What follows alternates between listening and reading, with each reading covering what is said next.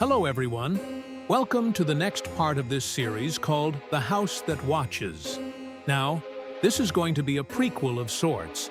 We're going to be flashing back 100 years ago to see how this all began. But first, make sure you smash that subscribe button if you want to see the rest of these videos. There will be 5 parts in total, and they will all be released on consecutive days. So if you want to see the whole thing, you gotta hit subscribe. Also, turn on notifications so you don't miss out when the next part drops. But enough of that. Let's get into the video. Part 4, Origins. It is 1923 in the height of summer. The sun blazes down onto a newly constructed mansion on the edge of town. It was built by Edward Hallstrom, a millionaire photographer whose obsession with immortality has been growing. He believes that he's figured out how to achieve it too. All he needs are souls. He calls over his servants, having them pose for him one by one. After he snaps the photo, each one of them collapses to the ground lifeless, their faces frozen in a silent scream. Their eyes still visible in the photo, faintly moving like the last remnants of their souls are being sucked into the picture. He pins each photo across the walls of his mansion, surrounding himself with the images. In his room, Edward pores over his notes. In them, he writes about the house. With every soul I capture, the house grows stronger, its life force renewed. Soon, it will live forever. Then he takes out a camera and snaps a picture of the wall, saying, "Like a parasite, it hungers for souls. I must feed it." As the night goes on, the mansion starts to groan and shift. The walls appear to bulge outwards, and the shadows stretch and contort, taking on a life of their own. The next day, Edward gets to work on his magnum opus, setting up hundreds of cameras around the house, letting them click on their own. The locals start to whisper about the house, saying things like, "The house is alive," and it preys on those who enter. Edward just smiles knowingly. One day, he decides to take a picture of his reflection, hoping to capture his own soul and achieve immortality through the house. As he stares directly at the lens, he sees his face slowly disappear, replaced by a faceless shadow with glowing red eyes. Terrified, he runs away from the house, but it's too late. That night, the neighbors storm the house, but they all vanish, their faces eventually showing up on the walls. The last echo heard throughout the halls is, "Smile, you are mine now." And that is where we pick up from in Part 3. We're back with our 3 friends from Part 3. They're exploring the attic of the house. Sarah shines her flashlight around until she notices something interesting. It's a diary lying under some old clothes.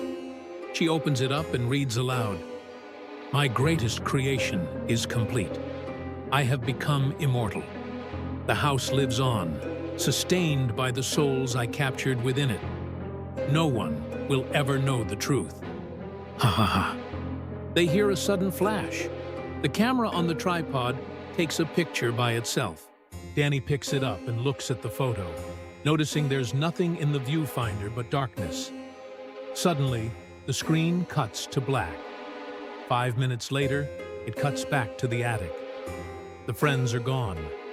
Only the diary remains open on the table, along with the photo from the camera.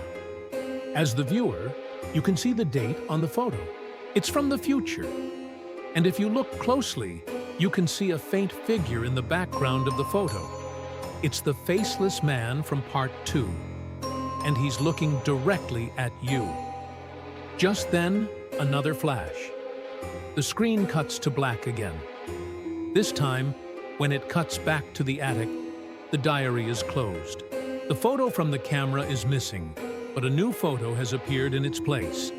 The flash from before is visible in the photo. The friends had been taking pictures of the diary when the flash went off. But if you look closely at the photo, you can see the figure of the faceless man creeping closer behind them. Suddenly, another flash. The screen cuts to black again. When it cuts back to the attic, the figure from the photo is standing right next to the diary. The friends are nowhere to be seen. Just then, the cameras begin to click on their own, taking thousands of photos. The screen cuts to black again. This time, when it cuts back to the attic, it's completely dark. The only light visible comes from the hundreds of camera flashes going off. You can hear the friends screaming in the distance as they run away. But it's no use. The house is alive, and it wants them to stay.